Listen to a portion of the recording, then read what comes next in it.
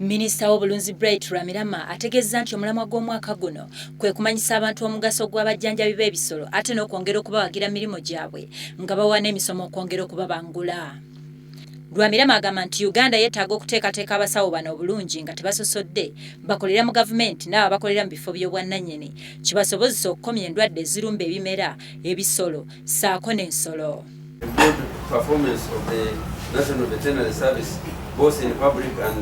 Private sectors, not only to successfully control diseases, but also to tackle food safety issues and to effectively prevent and control any biological disasters.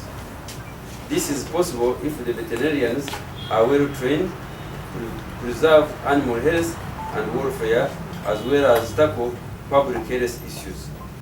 Ono alaze obweraliikirivu nti waliwo endwadde ezimu ezisaasaana mu bantu n'ebisolo ezimanyiddwa ennyo. Kino akikakasizza nti endwadde ezikwata abantu kumpi ebitundu 7.5 ku buli 100 ziba ziva ku nsolo era nga zirina okukwata bisolo omuli ezo ezeekuusa ku nsusu n'envunza. Wabula ategeezezza nti zisobola okuziyizibwa ne zitakwata bantu bwe wabeerawo okumanyisibwa okumala. Dogs are responsible for most of the human deaths.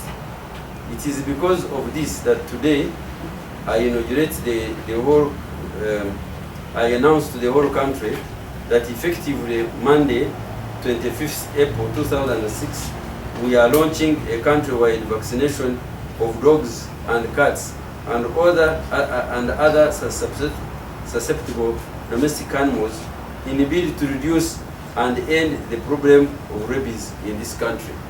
Wano ministry ey'ebyobulunzi weesinzidde n'erangirira okuva nga 25 mwezi guno bagenda kutandika okugema ebisolo abantu bye babeera nabyo mu maka gaabwe omuli embwa ne Kapa basobole okutangira endwadde naddala eziyinza okukwata abantu nga balumiddwa ebisolo ebyo. Treatment of rabies in humans is costly and takes a long to complete a dose after exposure of rabies.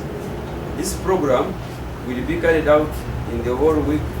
And after this World Veterinary Day celebration, it will be rolled out countrywide till the next World Rabies Day scheduled for September, when we will pause to assess the impact made in the 5 months.